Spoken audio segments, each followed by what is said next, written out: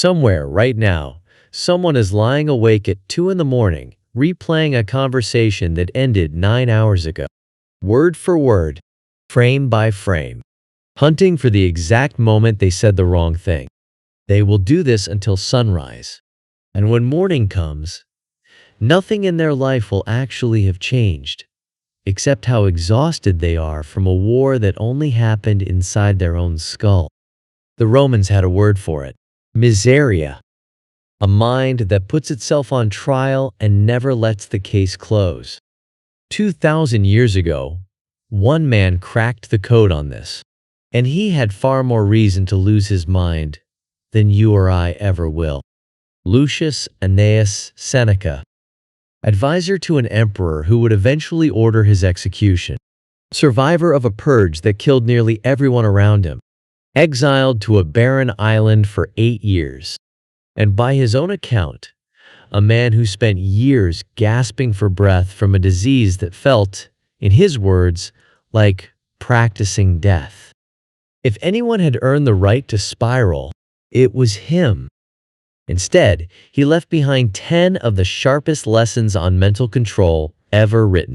And hidden inside Lesson 6 and Lesson 9 is the exact trap that keeps 90% of overthinkers stuck for life. Stay for Lesson 10.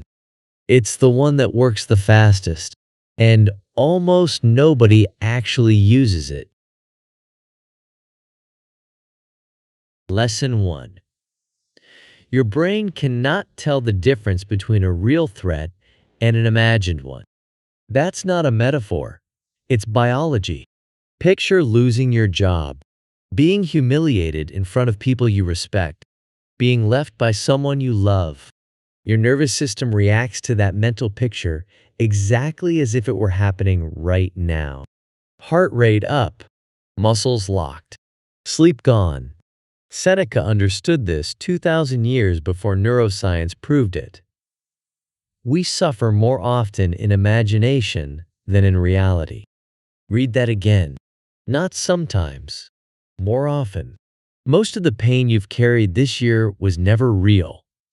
It was a rehearsal for a disaster that never showed up to the performance. So here's the test. Next time your mind starts writing a nightmare, stop and ask one question. Is this happening right now? Or am I paying interest on a debt I don't even owe yet? Because the most anxious people alive are usually the richest. In catastrophes, they never actually had to survive.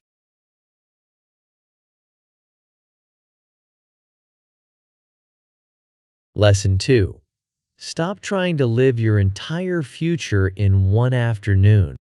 Overthinking is trying to solve 5 years of problems in 5 minutes. You look at the size of the mountain, career, money, relationships, and collapse under a weight that was never yours to carry all at once. Seneca's reset was brutally simple. Begin at once to live, and count each separate day as a separate life. Not a chapter, not a stepping stone, a complete life with its own beginning, middle, and end. Imagine waking up tomorrow with exactly one job. Live that day, and only that day, with focus and calm. Not next year's fears, just sunup to sundown. Master today, on repeat, and one day, you'll look up to find the future already handled itself. One day at a time.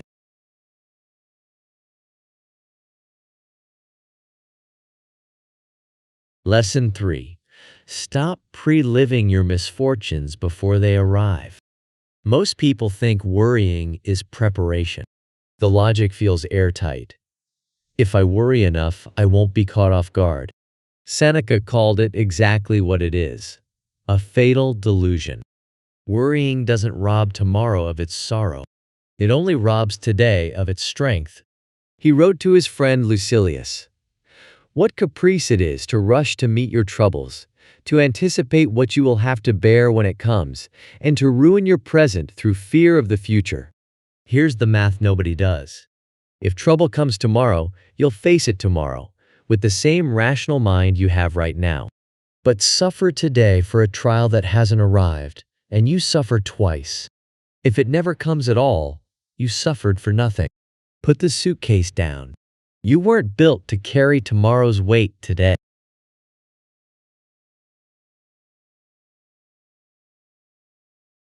Lesson 4. Guard your attention like your life depends on it. Because it does. Why do modern minds overthink more than any generation before them? Because we feed them chaos on purpose. Rage bait headlines. Comparison-fueled feeds. Notifications built to spike your stress every 90 seconds. We leave the gate to our own mind wide open to anyone who wants in. Seneca saw the early version of this trap. People are frugal in guarding their personal property, but as soon as it comes to squandering time, they are most wasteful of the one thing in which it is creditable to be stingy. Attention is the one currency you can never earn back. Every minute handed to outrage, gossip, or someone else's drama is a minute stolen from your own peace. Be ruthless. If it doesn't make you calmer, sharper, or wiser, shut the door on it.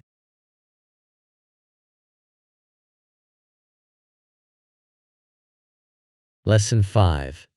Destroy the fear of losing everything by voluntarily losing it first, on your own terms. Underneath almost every overthinking spiral is one buried question. What if I lose it all? Seneca had one of the strangest and most effective remedies in history. Once a month, despite being one of the wealthiest men in the Roman Empire, he deliberately lived like he had nothing. Coarse bread, rough clothing, a hard floor instead of a bed. And lying there, he'd ask himself one question. Is this the condition I feared? Almost every time, not even close. When you deliberately choose discomfort, a cold shower, a skipped meal, a hard workout you didn't feel like doing, you prove something to the anxious part of your brain. You would survive the worst case. Not comfortably, but completely. And that single proof quiets more anxiety than any amount of positive thinking ever could.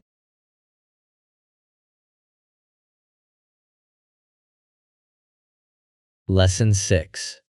This is the one we told you to watch for. Never make a decision while your mind is on fire. Overthinking creates a false emergency. It insists you must reply right now. You must confront them right now.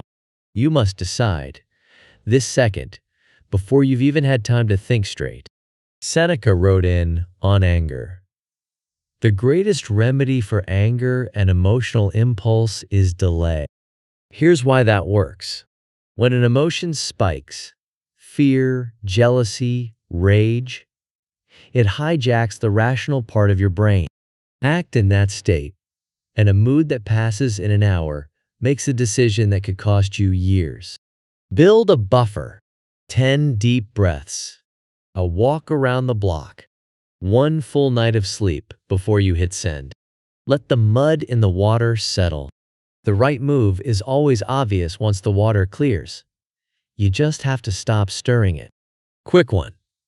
Drop the lesson number that's hitting hardest so far in the comments. I read all of them.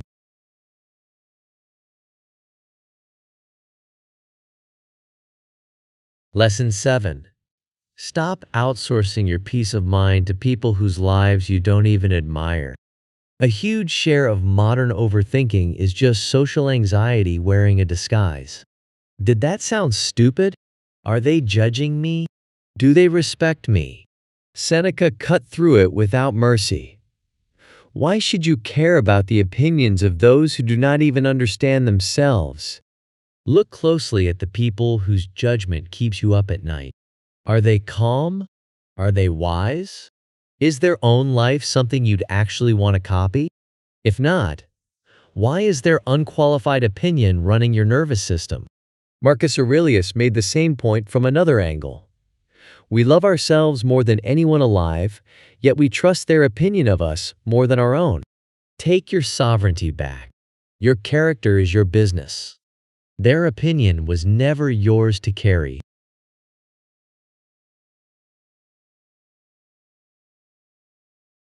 Lesson 8. Shrink your problem by zooming out far enough to see the whole planet. When you're overthinking, your problem becomes the entire universe. One awkward text, one tense meeting. Somehow it fills your whole mental field, blocking out everything that's actually going right.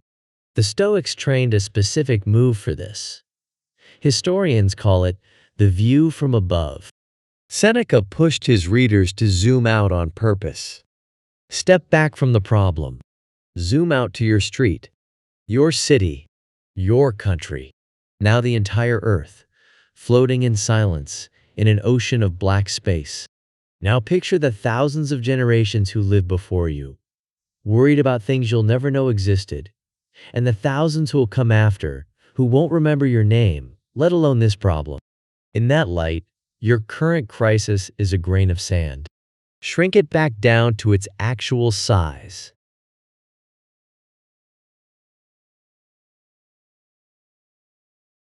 Lesson 9. This is the second one we told you to wait for. Anchor your mind to a standard of greatness. An unanchored mind drifts wherever the strongest emotion pulls it. Seneca borrowed this from Epicurus, and it might be the most practical tool on this list. Choose a Cato, or someone whose life and character you deeply admire. Keep his image constantly before your eyes, living as if he were watching every action. Pick someone, real, historical, or someone in your own life, who embodies exactly what you're missing. Calm under pressure. Real courage. Integrity that doesn't bend when no one's watching. Next time panic hits, ask one question. What would they do, right now, in this exact moment? A clear mental benchmark cuts through confusion faster than any amount of self-analysis ever will.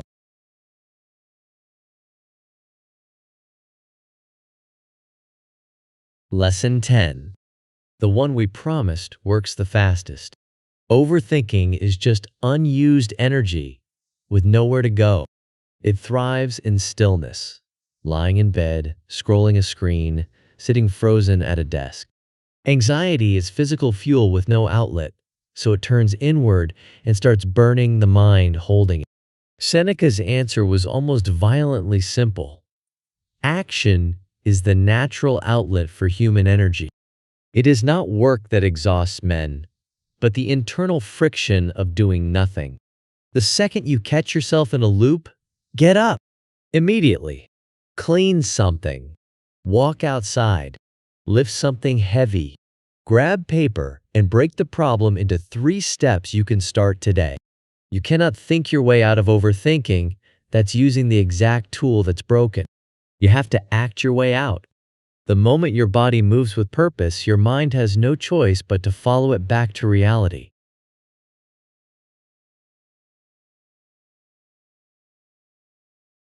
Let's run it back. 10 weapons against a mind at war with itself. 1. You suffer more in imagination than reality. 2. Count each day as a complete life. 3. Don't borrow tomorrow's trouble today. 4. Guard your attention like it's the last currency you have. 5. Practice voluntary discomfort. 6. Use delay to survive emotional storms. 7. Stop outsourcing your peace to people you don't even admire. 8. Zoom out for cosmic perspective. 9. Walk beside an inner mentor. 10. Turn anxious energy into immediate physical action. You were never born to be a prisoner inside your own head. You were born to run it. Tell me in the comments, which lesson are you starting with today? I read every one, and I'm pulling questions for the next video. If this gave you even 5 minutes of quiet, hit subscribe. There's a lot more Seneca where this came from. Until next time, keep your mind calm, your character sharp, and remember, Amor, Fati.